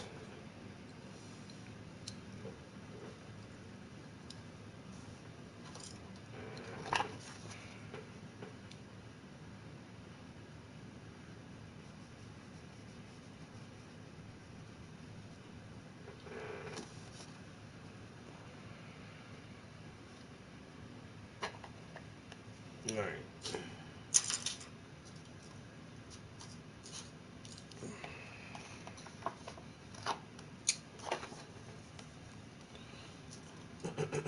Damn, I forgot what we was listening to. I've been writing my damn mouth song. Where is... It's not there, so I'll just grab one of these. Yes, you shall work. Gospel. In the oldest, yeah, from verses 9 through 20 don't exist in the oldest and best manuscripts for the Gospel of Mark. Here's the thing, it's in the Bible. It's in pretty much every published Bible that you're going to find. Some of them will add a little note saying, I think the NIV adds a note that the following verses do not exist in the oldest and best manuscripts of Mark, but are included here for completeness due to tradition or something along those lines. But what's included in those 9 through 20 is some really outlandish stuff, like not just, a version of the Great Commission. Snakes and all that. Yeah, you can drink poison and you can handle venomous snakes and all that stuff. So that's in pretty much, pick any Christian and open their Bible, you will find those verses there, correct?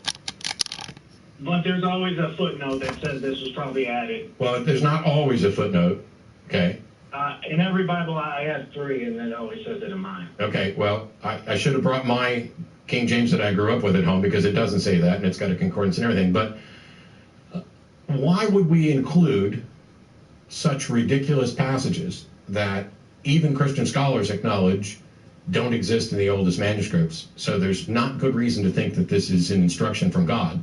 Doesn't that only serve to confuse? And doesn't that also violate other scriptures about not adding to or taking away?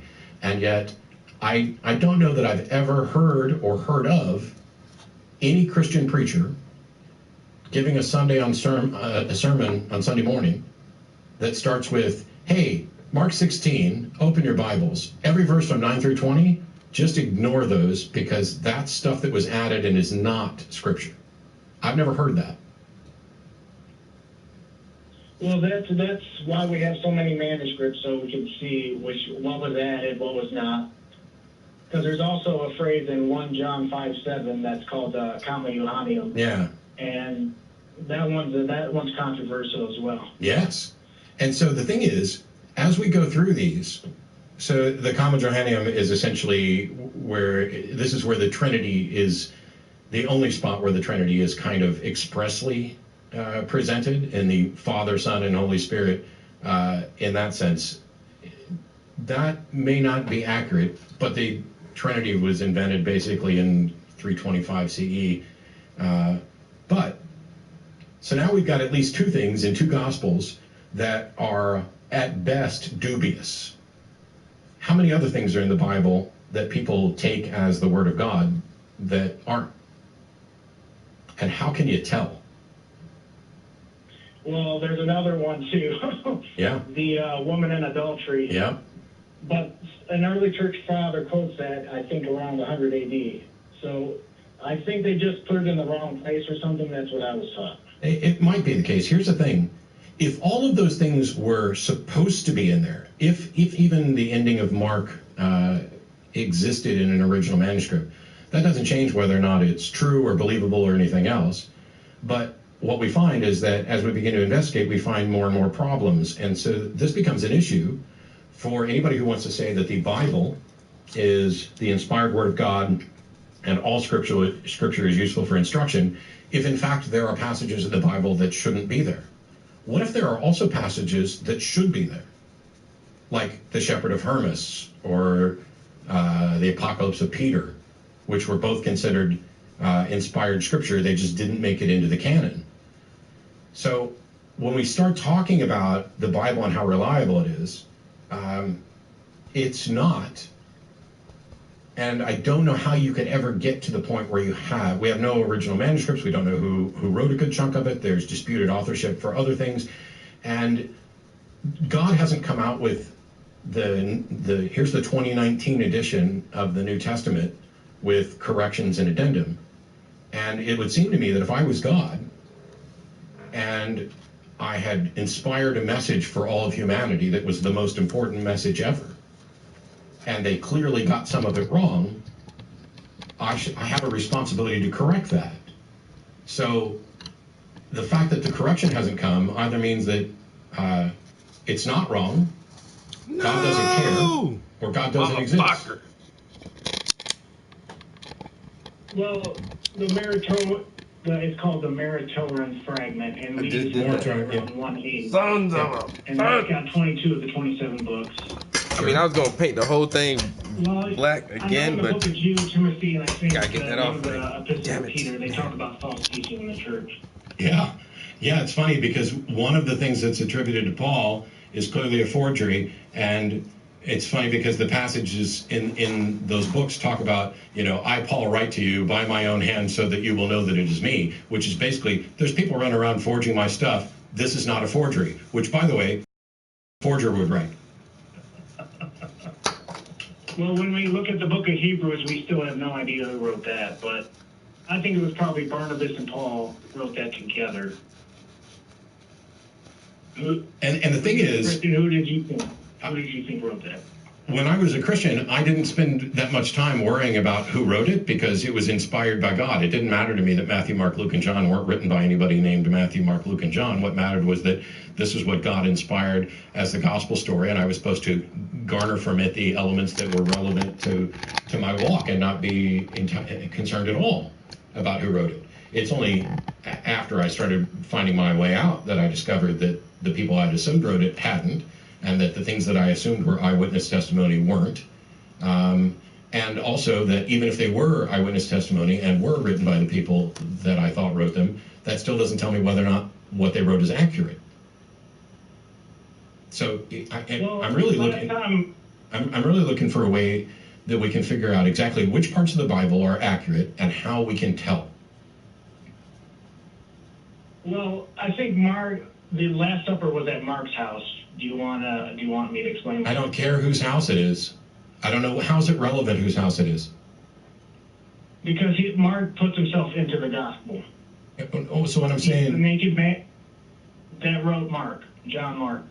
Okay, whoever wrote Mark inserted himself in there, and you think that the Last Supper happened at his place. Cool. Yeah.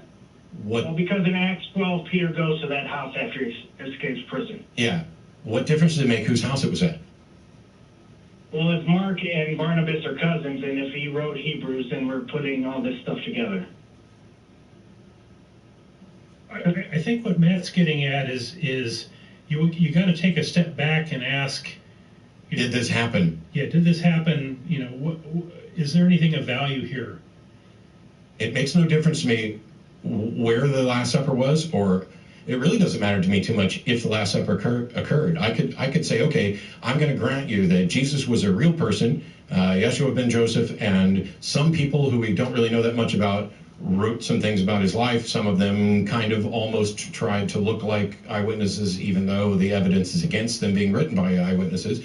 But let's say that everything about those was accurate in the sense that, yep, there was a Last Supper, and we have a pretty good recording of what was actually said there.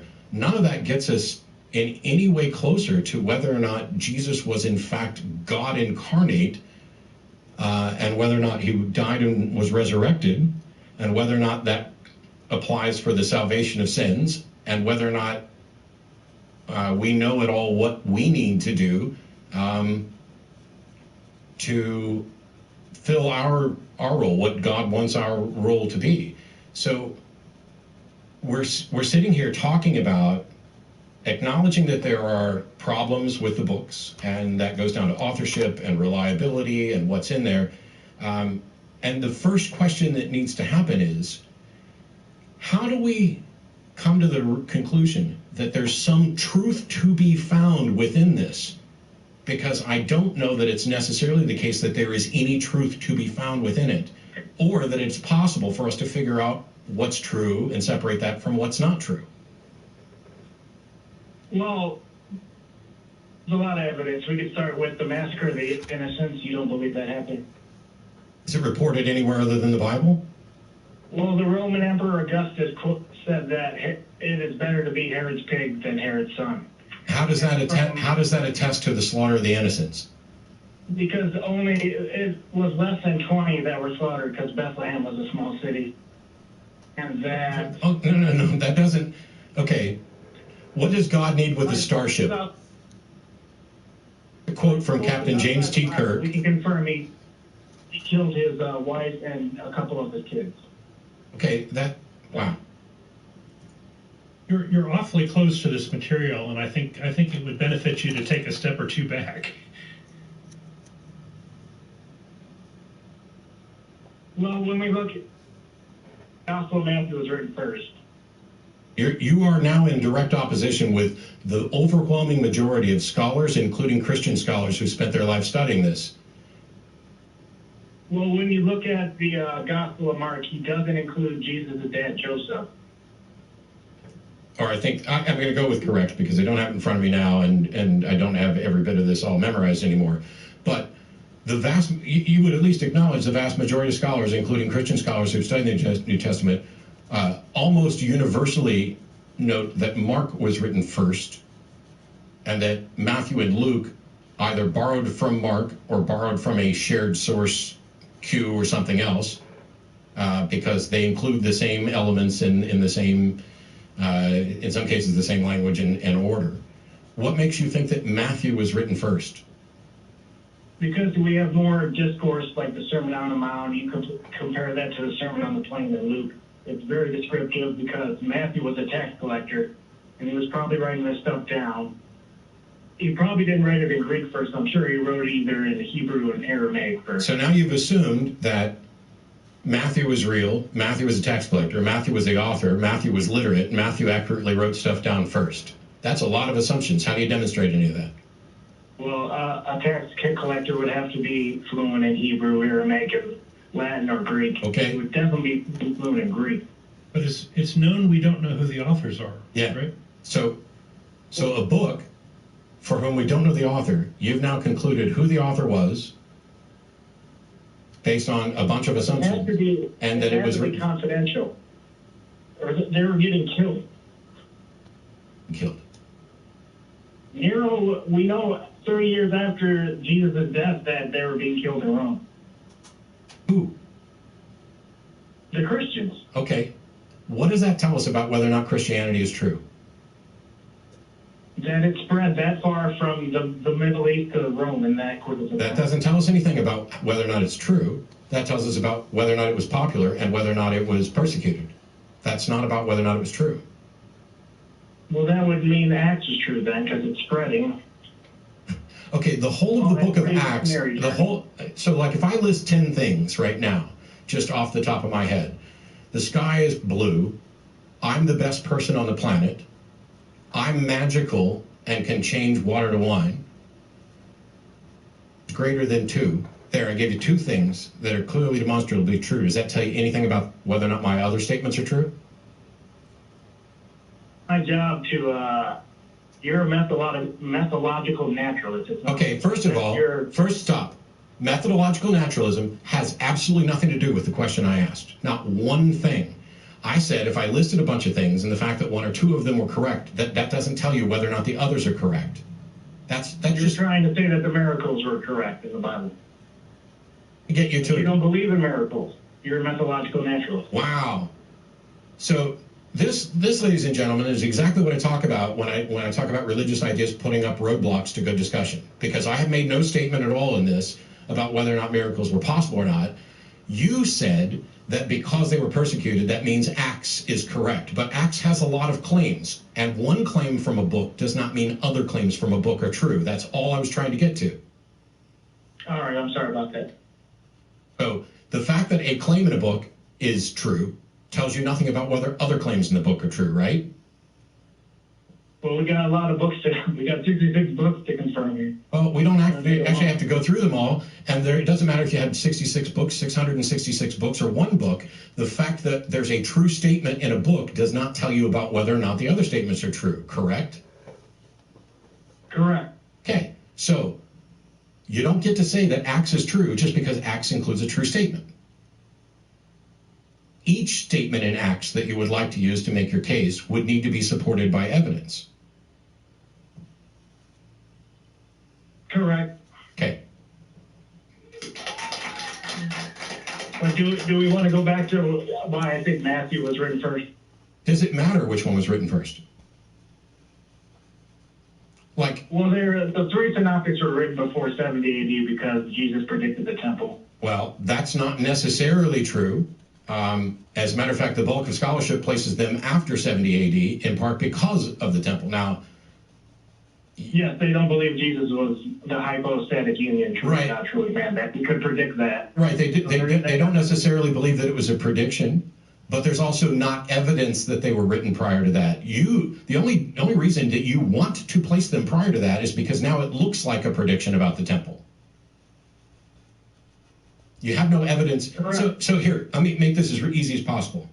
I'm a magician, like on stage, including mind reading, including the ability to make predictions. I can have a sealed prediction on stage, and people in the audience can make seemingly random decisions, and I will have predicted this.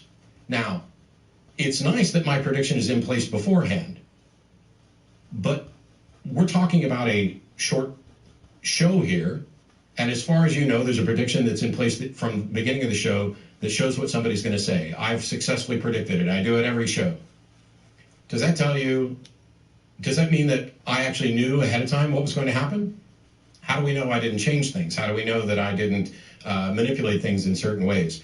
So the mere fact that something appears to be a prediction does not mean that it's not actually a post-diction. And when we don't have copies, and when we don't have evidence that these things were written prior to that, you don't just get to assume that, oh, well, this was a prediction and it happened afterwards, which means it must have been written before, because that's how magicians fool you. But in the book of Acts, Paul's death is not mentioned and Peter's death is not mentioned. But James the Apostle's death is mentioned, and that's confirmed by Josephus. Josephus Flavian. Not sure what point you're trying to get to, because once again, the point is that we can confirm other things that are happening in the Bible. Right, and as you just acknowledged not 5 minutes ago, the fact that some things in a book may be true doesn't tell you whether or not other things in the book are true. And the thing that we're trying to get to is that Jesus was God incarnate. How do you prove that? He rose from the dead, and we have... How do you know that? How do you know that Jesus rose from the dead? And by the way, how do you know that the only way for somebody to rise from the dead is if they are God incarnate? We have in 2 Peter, he says, we do not follow cleverly devised tales when we know to his power and coming of his majesty. Yeah, that's basically saying, I'm not being foolish, I actually believe this. That doesn't tell you whether it's true either. Evidence would you be looking for? I don't know. Let's say that the claim is someone was killed and then resurrected 3 days later, which, by the way, the math doesn't work out on that anyway. What evidence? Well, there are two. I think that was in Bart Ehrman's book or something I read. There were 2 Passovers they celebrated or something. I have to look into that. Okay, but all right, I'm going to say that's bullshit, but it doesn't matter, because the question is, what evidence would convince me that someone died and was resurrected? Well, first of all, we would need really good evidence that the person existed. Then we would need good evidence that they were killed and that they were in fact dead and examined by the best medical experts and had a trail of that. And then we would need evidence that they were actually no longer dead at a later time. Now, you can sit here and say, okay, well, they didn't have video cameras back then. Well, whose fault is that? Why did God decide to come down and take human form and sacrifice himself for people to reliably chronicle the facts such that people in the future have good reason to believe that this person was raised from the dead? It's not the fault of reason or science that God decided to. It's like the alien abduction claims, where they seem to just go out in the middle of nowhere and pick Jim Bob in his trailer in the woods with no video camera, no ability to record anything, and he's the one who gets the anal probe and his cows are molested, and then he has to look at the rest of us and go, well, why don't you believe? Because while you may have evidence firsthand that you may or may not view as reliable, nobody else does. All this is a claim and a story. There's no physical evidence to support even Jesus's existence, let alone death and resurrection. And even if we granted all of that Jesus existed, died, and was resurrected, we're still left with the question, how did Jesus get resurrected? And you can't make a case that the only explanation is that he was God. So you're calling, Tacitus mentions the crucifixion. Was Tacitus there? No, but he's a good historian. He's gonna get his sources. You're saying he's a bad historian? Yes. If Tacitus recorded this without sufficient evidence, then he was a bad historian. But that's not what Tacitus did. What Tacitus essentially did is report what people believed to have happened. He didn't report that it happened. He reported there are Christians, and they believe this. I understand you're Christian. And he recorded it a generation later. It would be like somebody today saying, hey, Elvis died and was resurrected. I heard this from all the people who saw Elvis alive and reported it to tabloids over the last 30 years. Is that a good foundation to start the religion of Elvis? Again, we can harmonize the Gospels. No, you can't harmonize the Gospels. That is the challenge that's been sitting there for ages. The Gospels cannot be harmonized. Who was at the tomb when they got there? Depends on which version you read. Joel, that's easily explained. The two angels, there's one in Matthew, or two in John. It was at a different time of day. Oh, it's a different time of day. So even though they report, who arrived at the tomb? And was the stone already rolled away, or did it roll away when they get there? And was the tomb completely, I'm not done. I'm not even fucking close to done. Where was the stone? Was it rolled away, or did it roll away when they get there? What was in the tomb? Was the tomb empty as one gospel reports, or was there an angel in the tomb? Who talked about it? Who went and told? And there is no harmonization for this. I apologize that I'm going to beat you up over this, but it's like, this is the one puzzle for which there has been a massive sticking point within Christianity, and that you cannot harmonize the Easter accounts. There are too many inconsistencies. And what a lot of apologists will do is say, well, of course there are inconsistencies. They are different people relating different stories. And it's only the key elements that we care about. And the key elements are that Mary went to the tomb, Jesus wasn't there, Jesus met her outside, and she went and told people. The other details are the same as if, 4 people saw a car accident and they're going to get minor details wrong. That's how what apologists have done, because they have to acknowledge, if they actually try, that you cannot harmonize these accounts. So it's just a mistake on your part to say that you can. It would be much better to just say, yeah, okay, there's things in there we don't understand, but there's uniformity. They're all telling the same story, that Jesus was dead, he was resurrected. And that gets us back to the question that I had. I have pictures from the National Enquirer of Elvis walking around supermarkets after he was dead. Is that sufficient evidence? No. Do we have any photos of Jesus walking around anywhere after he was supposedly dead? No. We have people who claim that they've seen Elvis, lots of them. Is that sufficient evidence? Before he died or after? After he died. That's a tabloid magazine. Okay. You're reading a tabloid holy book. According to your opinion. Yes. And you know what?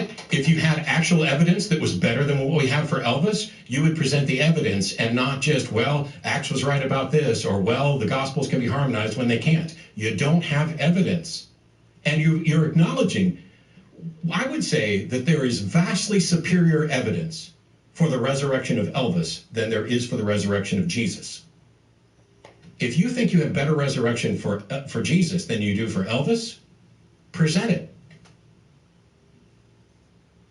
We have.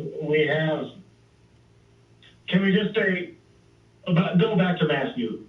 In which book do you think was first written in the New Testament? Mark. And then James, the epistles. No, I think I'm not talking about the epistles. I think James was written first. I don't know. And you know what? I don't care, because which one was written first doesn't get you to which one has the truth. And by the way, the fact that you're trying to find one that you can say was written first is a way to try to massage the truth. If a book was written first, does that mean it's true? If all 27 books describe Jesus, I'd say yeah. I don't know. There's a derivative that might be true. I'm not here to have dishonest arguments. I asked really simply, if a book was written first, does that mean it's true? And you did some really strange left turn there, where if the books all mention Jesus, then yes. Okay, you are factually, fundamentally, logically wrong, because the fact that a book was written first tells you nothing at all about whether it's true. Well, James is quoting the Sermon on the Mount in his epistle when he says, "Let your yes be yes and no be no." All right, my no is no. Next. Sorry, I really wanted you to jump in on that, but we kept going down my field. Yeah. A minefield of my field. Yeah. I mean, he's just so in love with this material. He needs to step back and say, what does it all mean? Is there anything of value here? Yeah, if you begin by assuming that the book is true, or the book is relating true information, then you're going to find things that you believe. Just like yesterday, somebody began a conversation with me by assuming that I was a misogynistic man trying to argue with a woman because women were too stupid or wouldn't reply. That was literally her first response to me disagreeing. None of that is true.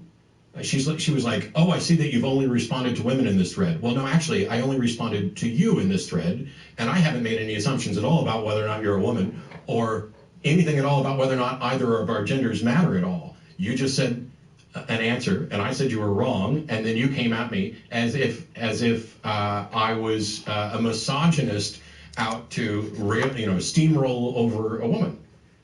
That's not relevant. That same thing happens when you get so close to something that you color everything you read with your own bias.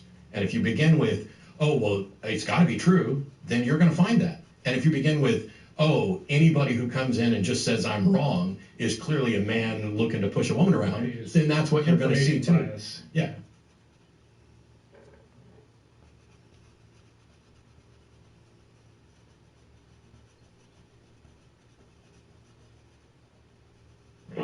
Hamid, hi. Sorry for the mispronunciation. That's okay. Thanks for taking my call. Sure. Okay. What do you got for us? Well, I wanted to get your opinion on something.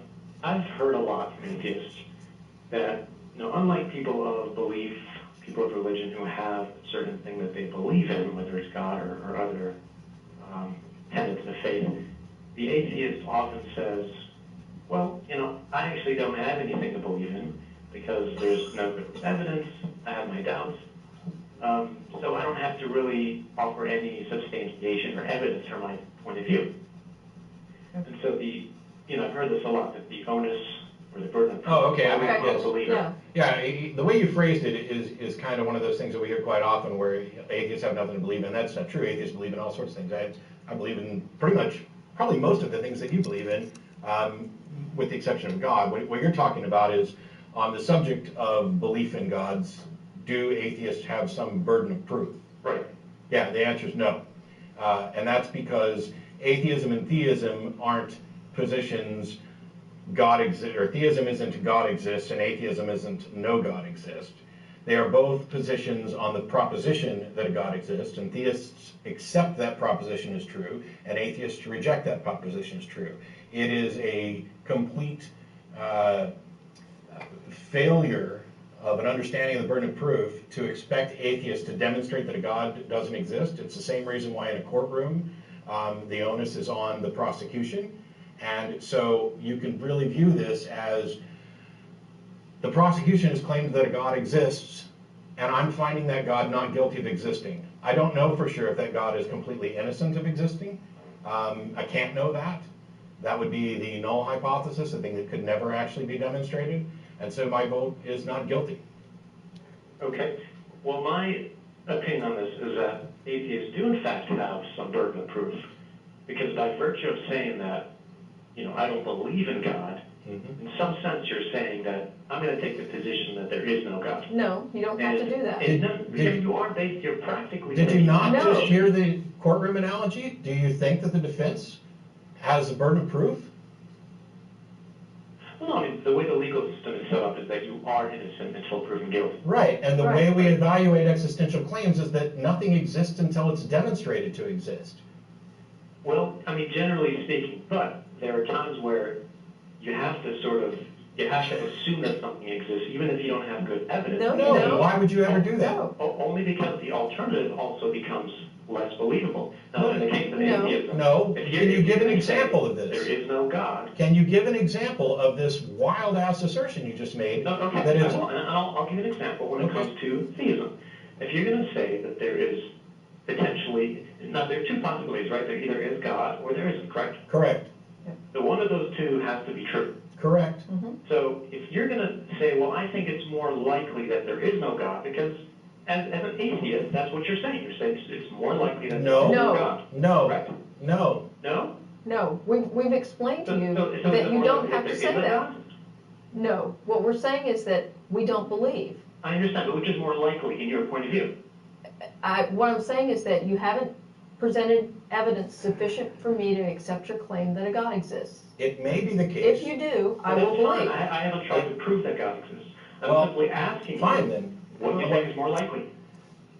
The answer is, I don't know.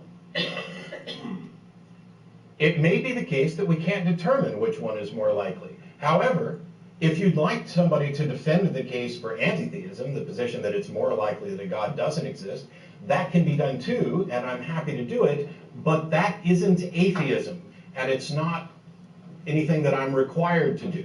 And I'm very reluctant to allow people to shift the burden of proof, because it is theism that has that burden of proof, because they are making an assertion that the proposition some God exists is true. But I think you're making that assertion right now to say that the burden of proof is on theism. Okay, look, I'm not going to argue. No. Stop. And if we're going to stop, listen to me. There are two possibilities. A God exists or no God exists. Right. That is about what is actually true. Theism and atheism both address only this one proposition.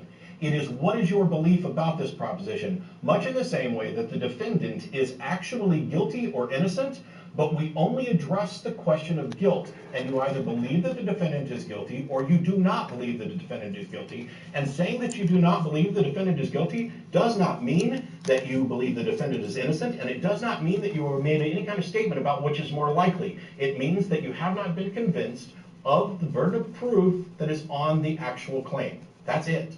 Can I discuss that example then that you bring up? Sure. All right, so if you have someone who's convicted or accused of a crime, and you would like to take the position that he's innocent until proven guilty. Okay, fine. The burden of proof is on the accuser. And if at the end of the day there isn't strong evidence that the person committed the crime, then you have to take the position, the opposite position, that the person is innocent. No, you don't. No. How it works. That is not how it works. You're 100% sure. No, that is not how it works. Innocent. No, our courts are not set up to evaluate whether someone is innocent or not. We only evaluate whether someone is guilty or not.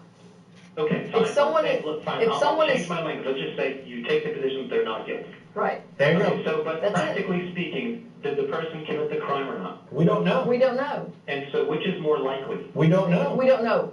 You have no idea? The verdict, no. Well, first of all, you're talking about an abstract case, so obviously I have no idea.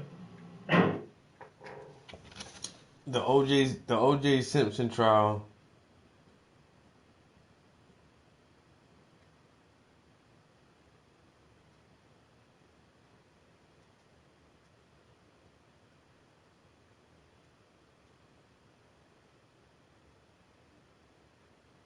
What the hell? Whatever. You made me lose my fucking train of thought. But this motherfucker don't fucking get it, yo. It's just like the goddamn the O.J. Simpson trial. That's what he's trying to explain. Was O.J. found not guilty? Yes, he was found not guilty. Does that mean the motherfuckers thought he was innocent? No. Everybody don't think that motherfucker was innocent, but they ain't had enough evidence for the case. So they had to find him not guilty. He's not guilty of the crime that he's being accused of.